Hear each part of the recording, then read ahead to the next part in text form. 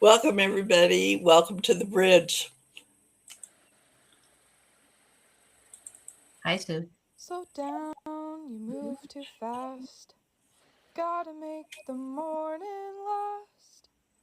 Kicking down the cobblestones. Looking for fun, feeling groovy. Ba da da da da da dum, feeling groovy. Well, welcome, everybody. Welcome to the bridge. It's Monday. It's morning in the Pacific Northwest. I know some of you who are on the East Coast, it's not morning anymore. But anyway, welcome. We are on episode 122 for the bridge. And we have a guest co host today and a wonderful guest. Guest co host is Carrie Zilstrom Meiton, and she's been on just recently sharing about her retreat that she's going on. And our guest is Lora Hine. And Lora is a woman of varied talents, and I'm excited to hear about all her adventures and the things she's into. So, welcome, both of you. And I have a quote for you today. It is by Dolly Parton. If you don't like the road you're walking, start paving another one. So I don't know. I got a few new roads that I want to be paving, and I'm sure you two do too. That's what makes for an entrepreneurial woman and someone who keeps growing no matter what. So we're going to start with you, Laura. Laura, I hope the music got you feeling groovy. And tell us a little bit about yourself. Oh gosh, the groovy music, yeah, it takes me back to the 60s and 70s. Yeah. And thinking about paving new roads, that's a lot of what my life has been about. Back in the 70s, and I don't like to think of it as paving so much, nor blazing a new trail, but I cleared pathways, I Ooh, think I is what like I'd like that. to say. That's a good Cleared a one. pathway for other women who were interested in nature and being outdoors to have opportunities that had been limited mostly to men before then. When I became the first woman to be hired as a backpacking ranger in the national parks Oh, in wow. Yosemite, that was sort of what launched me on a new pathway, new road. Um, Although I was out in the roadless area, so I wasn't paving roads out there. But that's where I sort of got my start in really knowing who I was in life. And then I've taken a lot of diversions since then. My paths have diverged. And I'm now retired from my last gig and working on writing a memoir about that journey that I took to become the first woman backpacking ranger. Okay. So that's kind of where I'm at right now. And I've really continued my love of nature and my desire to impart a love of nature in neighbors and children, especially. Yeah, yeah.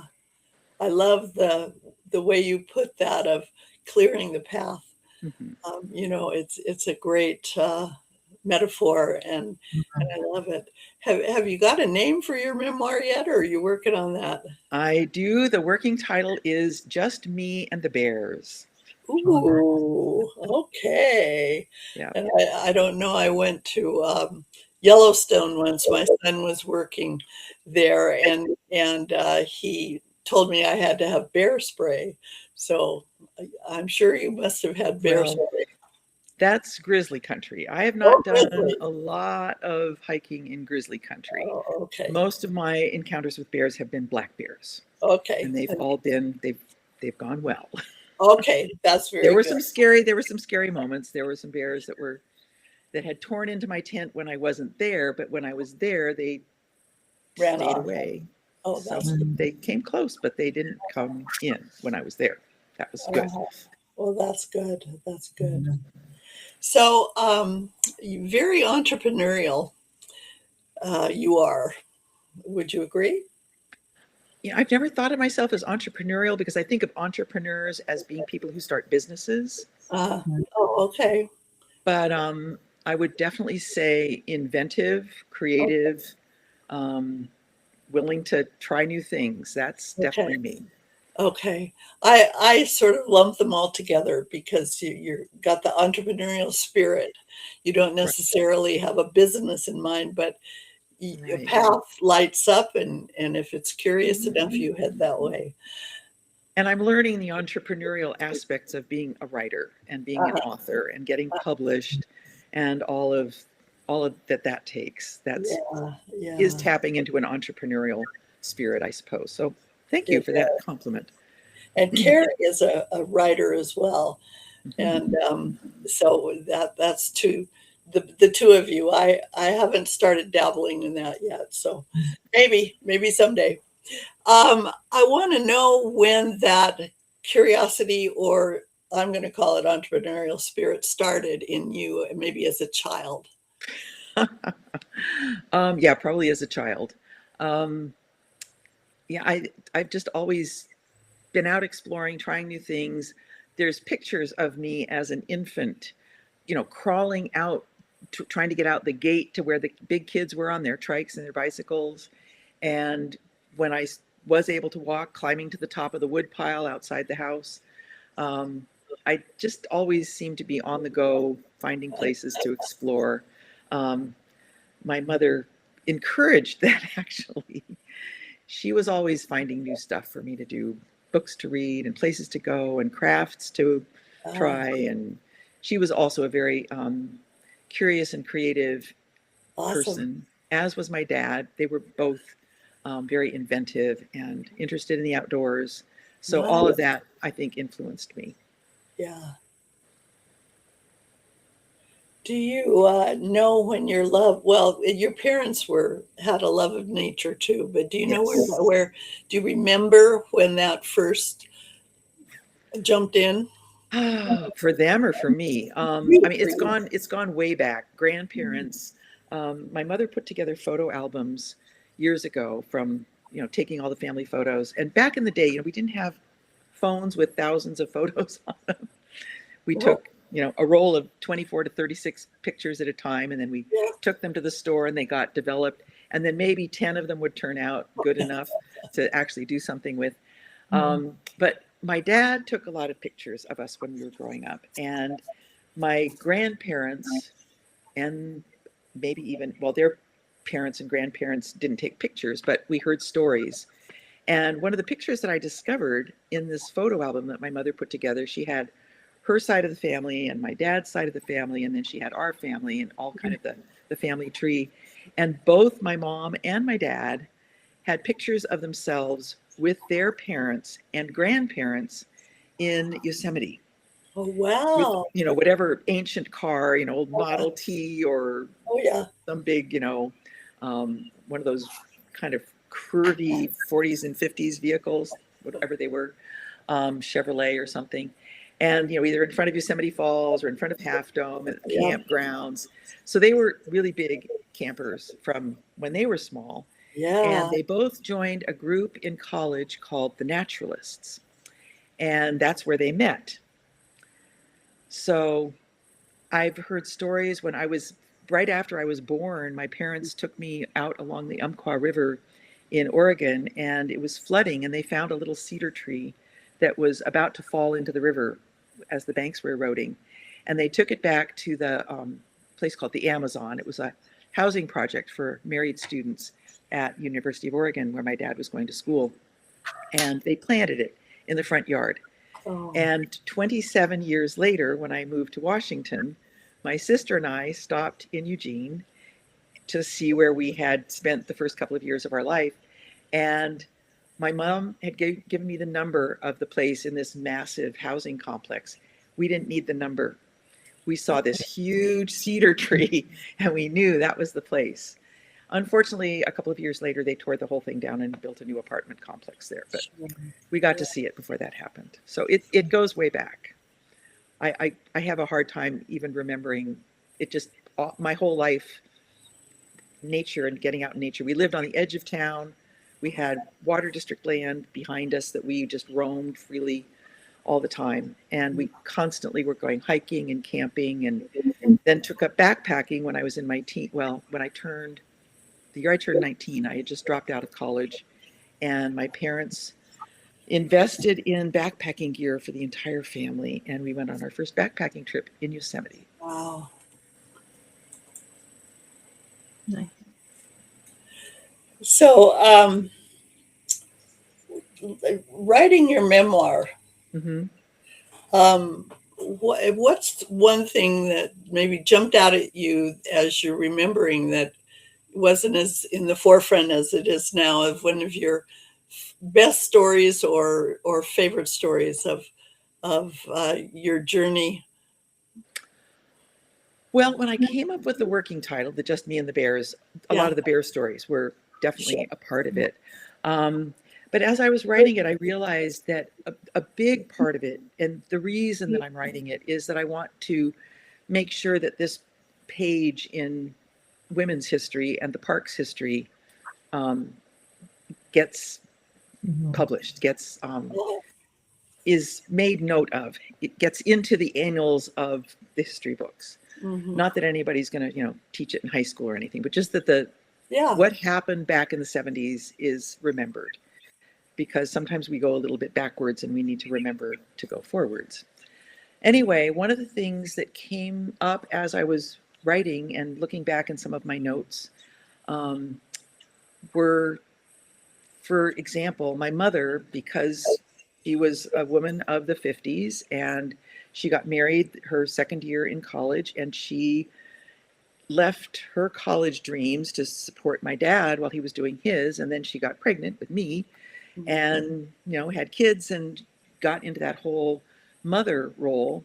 Sure. And she expressed a lot of her creativity through her kids, Mhm. and she volunteered her time, and my parents were very active in the community. But she did not complete her college education until I was well on the way through mine. Mhm. And she went back to school, and she really, really, really wanted to do recreation activities with kids. That's what her passion was. And she went into a degree program in recreation because at the time, computers were just sort of starting to be something on the horizon. And the word was that computers were going to make our lives much easier, and we were going to have to work less. So we're hearing this a lot with AI now, I think. So we were going to have to work less. We wouldn't have to work so much, and we would have all this free time on our hands. So people were going to need ideas and support and encouragement and training in how to use their free time. So my mother saw this as a golden opportunity. Well, she was in her late 40s at that time. And by the time she got her degree, she applied to all sorts of school programs and programs for kids. And the only places that were interested in her applications were senior centers. Mhm. And not that she didn't love seniors, but she really wanted to work with kids. Yeah. And she was very depressed. And she wound up joining me. She decided to go on what she called a vision quest. Mhm. She was going to go on a long backpacking trip, which is something that women back in the 70s Right. did not do. Women in their 40s most certainly did not do. Women in their 40s certainly did not do that sort of thing solo. But I was out there doing solo backpacking as a backpacking ranger, and I think she got the idea that this was something that she could do and that would give her some sort of renewal of spirit so she could go forward with whatever it was that she was going to do next in her life. Now that all of her kids were pretty much out of school. My youngest brother was in high school still, but he was about to be out of the nest. And so she was a little nervous about it. She was going to do the Tahoe to Yosemite Trail, although she was doing it the Yosemite to Tahoe version, which was sort of a new trail. It's been incorporated into the Pacific Crest Trail since then. But it was sort of at the beginning of when those long distance trails were starting to happen. And so she wanted to do the Tahoe Yosemite Trail, but she was nervous about starting out on her own. So because I was working in Yosemite and my father and my brother were available, she asked us if we would join her for the first segment of it through Yosemite National Park. And I got permission from my boss at the time to go along with her and do a patrol that was 10 days through the northern part of the park, which I usually did not patrol, because it was usually patrolled by rangers on horseback, because it's a Mhm. lot of country. Yosemite National Park is the same size as the state of Rhode Island, which gives you sort of an idea of how big it is. So we were doing like the northern third of that. And it just, at the time, I was wrapped up in my career. I was wrapped up in what I was doing with backpacking. My mother and I had gone through, the teenage, early 20s friction that young women and their mothers tend to do. And she was trying to lose weight. I was trying to pack pounds on because I was losing weight without trying as a backpacking ranger. And we were sharing a tent, and she would grumble and moan at me spreading mountains of butter on pumpernickel bread and cramming food in my mouth while she was trying to just eat her allotted backpacking meal portions. And we were stuck in our tent every afternoon because the afternoon thunderstorms came up every afternoon. And so we'd kind of be stuck there. And we'd play gin rummy. And, I didn't think about asking her about what her life was like then and why she was going on this quest or what she hoped to gain from it. And since I've now been through my 40s and 50s, I look back on that and I wish that she were still alive and we could have a conversation about that, because we never did. She did write an article for a local newspaper, which she shared things that she had written in her journal during that trip that she never shared with me personally. And I didn't realize how inadequate and inept she felt. I was just so proud of her. And I don't think I told her how proud I was of her making this very strenuous, very challenging trip. And she wound up abandoning it, partly because of her concerns about bears. And she was also having lady problems, shall we say. Being in her late 40s, she was going through probably perimenopause at the time, which I didn't think anything about. But she was very anxious about being a woman alone, because the night of the grizzlies had just happened in Glacier. And there was all this speculation that women out in the woods would be attracted, bears would be attracted to them. And anyway, which all got completely debunked very shortly after that. But at that time, there was a great deal of fear about women going backpacking, especially alone, where there were bears. So, and she had a lot of other stuff, which I won't go into. That's her story and her personal stuff. But that whole part of the story really made me realize how much I want this not only to inspire young women to go after their dreams, but also for more mature women who may have set their dreams aside or may have pursued a dream that didn't pan out. That are making another start in midlife or later life, that it's not too late. You can do it. Go for what you want to do and get out in nature. It's a wonderfully healing, nurturing, fulfilling source of all sorts of energy that we really need to tap into more than we do. So that was sort of a long answer to that question. But. No, I like that. Carrie, any comments about that? Well, she answered one of my questions, which was about our ideal reader there at the end. I think my other big question for you is, like, how do you see your work as a ranger and the backpacking?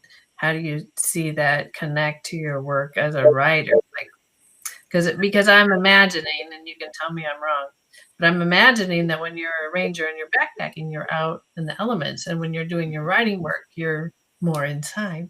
Yes. Is that right? So yes, how are you still getting your fix, if I could call it that? It's challenging. It really is. And I've thought about that a lot.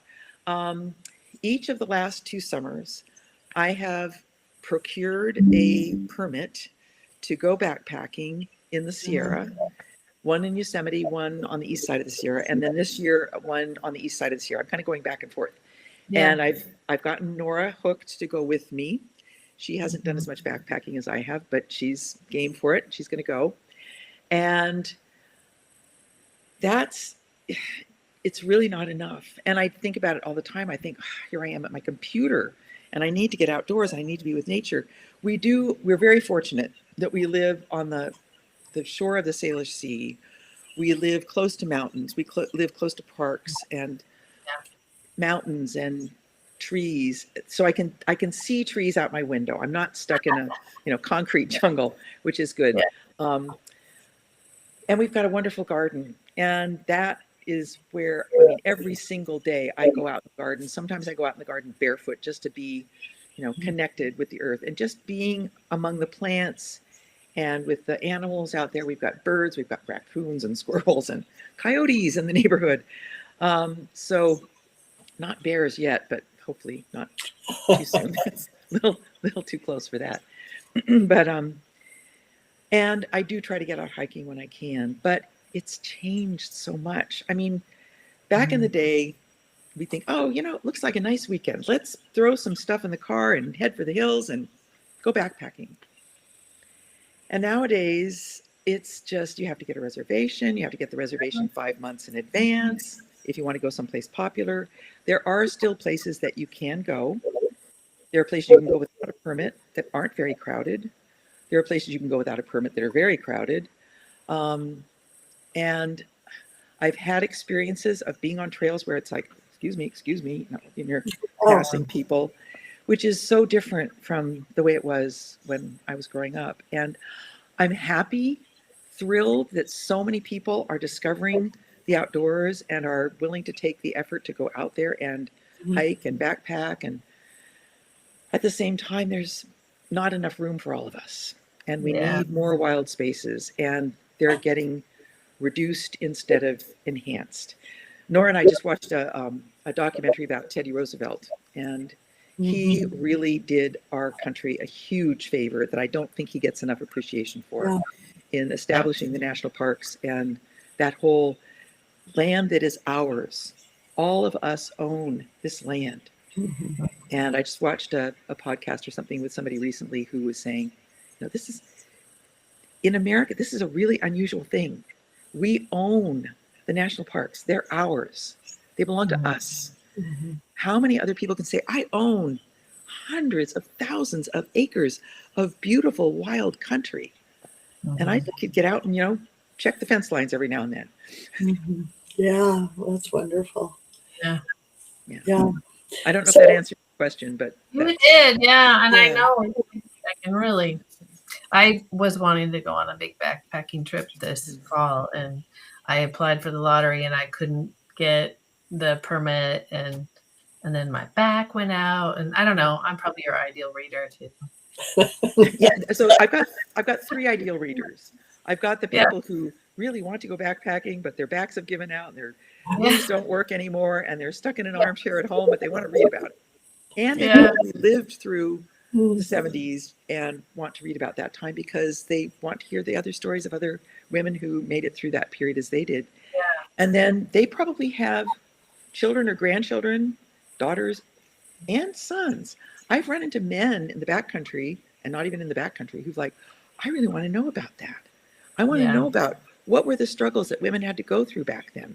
I want to appreciate that. So there's the younger generation that I hope will be inspired.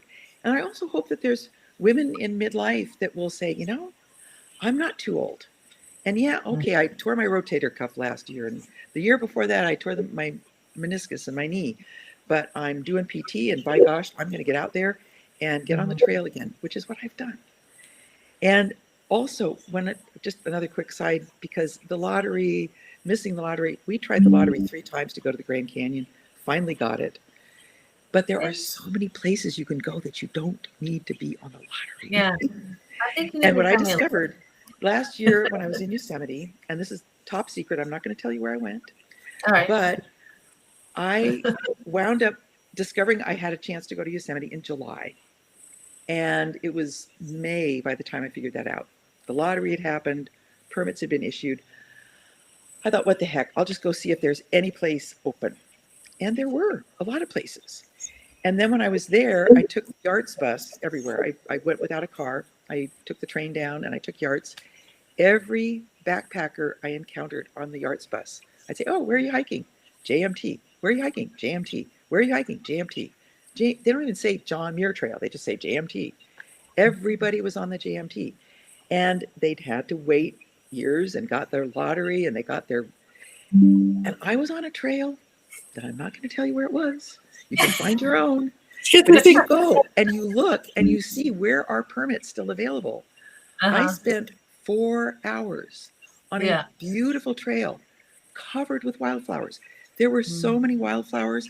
I had to walk on wildflowers in the trail because so few people had hiked that trail that the flowers were growing in the trail. And for 4 hours, I did not see another human being. Wow. She knows the secret trail. There are other secret trails.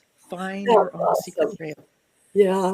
And I've done that. That's what I did with the permit that Nora and I got for this September.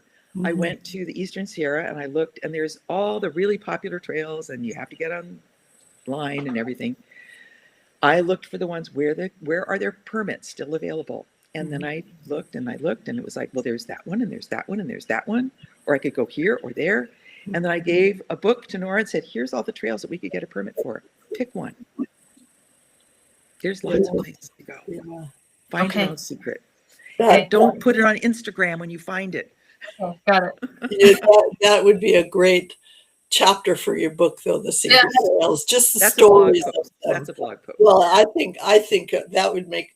Well, what I think might make a great blog, just a good category, is the stories about those mothers and grandmothers of ours that were fighting for independence, so to speak, in the 50s. I mean, my mom was a woman of the 50s too, and she was a teacher, but she went back, unlike most women, and got her master's. And she was one of 2 women in all the classes.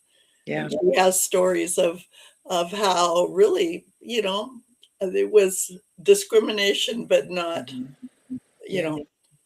the guys didn't know they were doing it. You know what I mean? But Lessons in Chemistry became a TV. Apparently, it's on TV now. I haven't seen it, but I read the book, and it's popular. I mean, I remember being the only woman in the geology class, and one of maybe 2 or 3 women in the chemistry classes that I took. Yep. And botany, there were a few more women there. Biology, a few more women, because nurses needed to take biology classes. So. My mom was one of 2 in the statistics class. Yeah. And it was interesting. And, then I was an only child, and she was at school every night after school. And so I went to the kitchen and learned how to cook all by myself. You know what I mean? I learned how to make bread, and it was great. It was a great experience for me, but there were just so many barriers. But my grandma and her mother were pioneer women too, so they came across the covered wagon, and there's stories about that too. They were the first white women out on Fort Steilacoom, and they crossed over to Purdy, and they had to take a ferry, and there wasn't a bridge. Lots of stuff. And it's just a story of resilient people, because it isn't just the women. But I think that would be great for women to remember, even from their own vantage point, if they never heard it from their mom's mouth. You know what I mean? Well, my grandmother died the first year that I was working in Yosemite, and my mother's mother. And I had not really gotten to know her very well because she lived in the city and she was a secretary, and she'd come to visit on family holidays. And, I always saw her as this older woman who made lemon meringue pies and wore floral dresses. And it wasn't until my mom's photo albums got put together after she had died, she hiked to the bottom of the Grand Canyon and back up in one day with a friend of hers wearing those World War I army costumes with the lace-up boots. Yeah. Amazing. And I never got to talk to her about it. Yeah. I have a picture of her at Waterwheel Falls in Yosemite, beyond where my family took our first backpacking trip. Wow. I never knew that she'd gone there. Yeah. I wish I could have heard her stories. Yeah. So that's why I want to write my stories. Oh yeah, it's so in young people can know It's about in your that. it's in your blood. Yeah. You know, that adventuresome Mhm. spirit. Yeah, I Yeah. know that my grandma was loved flowers, and she Mm. would take botanical pictures and wrote articles for the newspaper about it, Wow. published in the newspaper. You know, so Cool. um, Carrie, what do you know about your mom or your grandma and some of their struggles? Mm.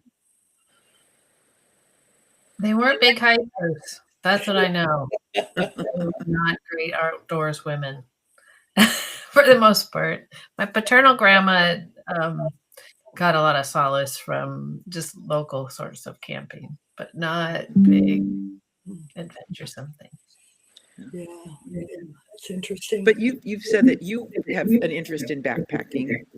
Mhm. Yeah, So where did your interest come from? dad. My Yeah, I spent a lot of time hiking with dad.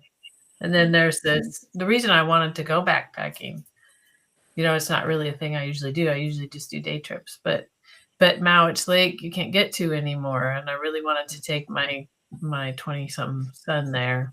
So, and the only way to do it now is to get that backcountry permit Yeah. and start either at Sunrise or down south of there, and it's about a 5-day round trip. So it's a lot too. Time to be stuck out there with me in a backpack. Yeah, yeah. So that your outdoors world is one part of you, but I remember hearing from Nora what an awesome facilitator you are. So I'm curious as to how that came about. I mean, where did it start? Have you always just been a great people connector and facilitator, or where did that come from? Well, my brothers and sister would probably tell you that I was the bossy older sister. But I did learn, maybe not so much with them, although as I got older, I think I've gotten better with my siblings. But I remember very clearly on the playground, I was one of the constants. We lived in a town where there was a seminary. And so there were a lot of our classmates were sons and daughters of students at the seminary. So they came and went constantly. But there were a few of us that were, our parents were solid, had lived in the town for quite a while. My mother had grown up in the same town that I grew up in. And I had a couple of friends who seemed to always be picking fights with each other. And they would come to me and say, "Oh, I'm not talking to so and so because she, blah, blah, blah, blah, blah." They'd complain to me. And I'd say, "Well, have you talked to her?" And then the other one would come to me and say, "Oh, I'm not talking to so and so because she's da, da, da, da." So I would get the two of them together and say, "Well, you like each other. We're friends." So I don't remember what I said to them, but somehow I became the kid on the playground that when kids were having tiffs with other kids, they would come to me to fix it. Yes, yes. And, in the classroom, I got in trouble for talking too much because I was always trying to help other people work out their problems, either with the homework or the classwork or each other or whatever. And, I was always getting shushed by the teacher. So that comes naturally again, way back. And I took a lot of training. I did a lot of training. There was a mediation program in Everett that I took some classes from. And I actually thought about becoming a mediator professionally for a while, but I wound up as a teacher. I was teaching in a small rural district up in Concrete, Washington, if anybody knows where that is. We do. And we wound up going on strike in the late fall. We actually started our strike on Halloween night, and we didn't settle the strike until Veterans Day. And I just happened to have been chosen by my fellow teachers and the negotiations team as the head negotiator. And we had a very combative head negotiator that the school district had hired with money that they said they didn't have to pay us. So they hired a paid negotiator. And his MO, modus operandi, was to come in, get the teachers real riled up and mad, get them to go on strike, and then he would leave town. And he counted on the local townspeople to get so mad at the teachers for not coming to the table that the teachers would eventually cave and accept the district's terms. But it backfired on him because, harking back to my days as a mediator on the playground, I just started going and talking to people in the community and saying, this is what's going on. And we had community meetings and we called them in and said, we're ready to go to the negotiations table. We don't need the district's negotiator to be there. We'll negotiate with the district in any way that they want to. And we got a lot of parents to come out and join us on the strike line. And we got a lot of parents to pressure the school board and convince them to get back to negotiations. And we settled the contract before the negotiator came back to town. Wow. Nice. But I became not well liked by the school board, shall we say, because they blamed me for the strike because I was the negotiator for the teachers. And so when the Washington Education Association, which of course came in to help us with the strike, saw that, I had some skills that they were looking for and that I was not being treated well by the school board, they said, why didn't you come work for us? I mean, it was a lot longer than that. I had an internship. I went to Washington, D.C. for 6 weeks of training. I came back. I didn't have a job, but I eventually got a job as a UNISERV representative, which I'd never heard of before then. So, and my dad told me that he went to a meeting when I was in high school, and the counselors told the parents at that time, your children are going to have jobs that you don't even know exist yet when they grow up. Yeah. And sure enough, there were no backpacking rangers when I got a job as a backpacking ranger. And UNISERV reps were certainly not something that was a job that I aspired to. But and I worked very hard in that job not to be somebody who pushed teachers to go on strike, but who brought the district and the community and the teachers and the secretaries and the custodians and the bus drivers all together and said, what is going to work best for you and for the kids and for the community? So I used those skills to try to negotiate peacefully with those parties that all had the same interests at heart. They all wanted to have a good education for the kids. Yeah. So I've got a new title for you. I still like entrepreneur, but I'm leaning now towards pioneer. Okay. Well, having been born in Aries, I mean, Aries are pioneers, so that's and you're also a people gatherer, or a community connector, which is fabulous. That's fabulous. And I rely on Nora a lot for that. She is a connector, an excellent connector. So between the two of us, we wound up doing a lot of connecting in the community. Yeah. So I'm going to push you out a little bit further. What's next after the book gets published? Yes. Do you have any sparkles? What do you want to do next? Well, once the book is published, it needs to get to book clubs and bookstores and my fantasy is that I am going to ride the rails.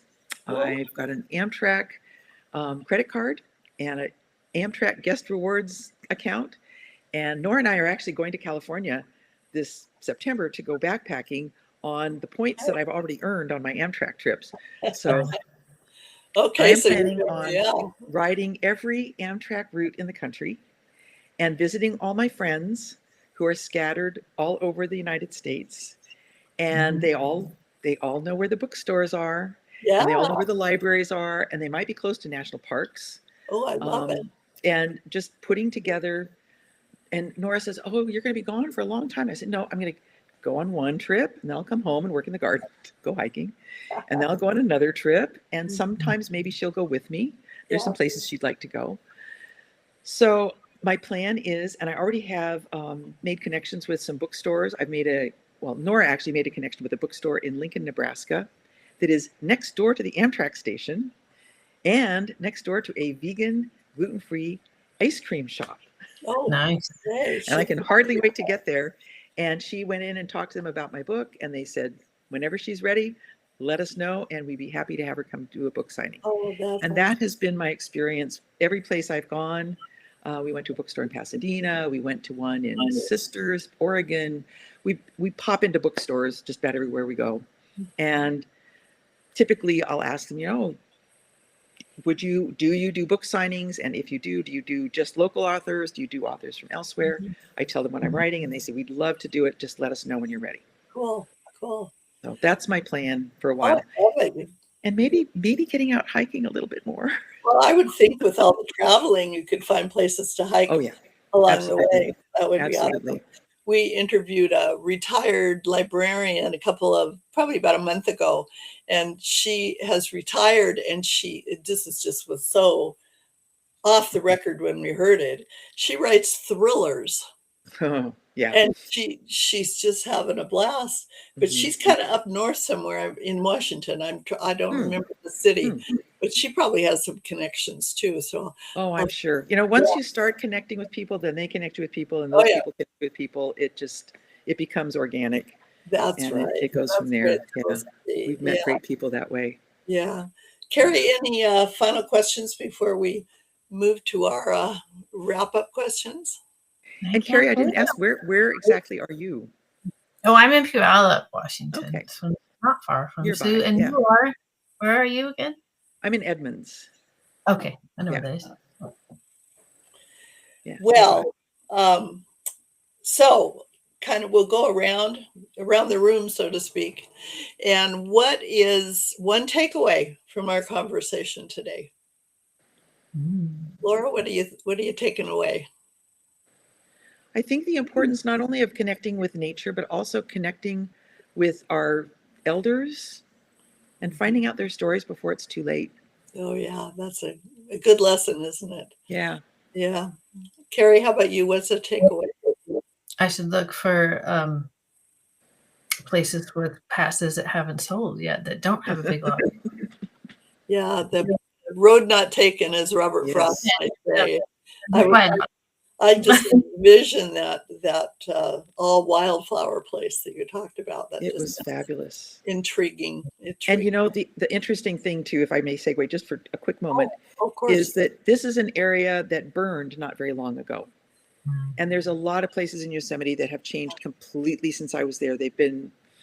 All the big tall trees are gone, and there's, blackened snags where they used to be, but they're coming back. Yeah. And there's bushes growing up, and there's young trees coming up, and the forest has been opened, and wildflowers are growing, and the wild animals are taking advantage of it.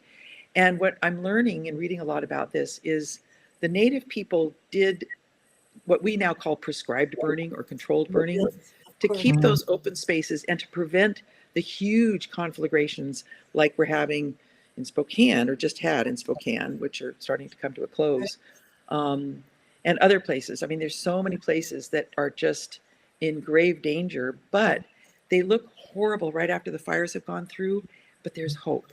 Yeah. There's hope in those flowers coming up and the birds and the bees coming back. Yeah. So that's another piece of sort of the silver lining. Yeah. Hope springs eternal, and there are people who know how to do the burning so they're controlled. Right. Yeah, absolutely. Yeah. Well, I'm just excited for your book and for your journey. I want to hear all about your journey when you have it all mapped out in your head. I love it. You've already got the tickets. And, I don't have the tickets yet, but you have the plans. Yes, I do have plans. Yeah, I love it. I love it. Well, thank you so much for being on the bridge with us today. Certainly. Thank you. We're going to go off air, but I want you to hang on just for a little bit. Okay. So let's see if I can push the right button.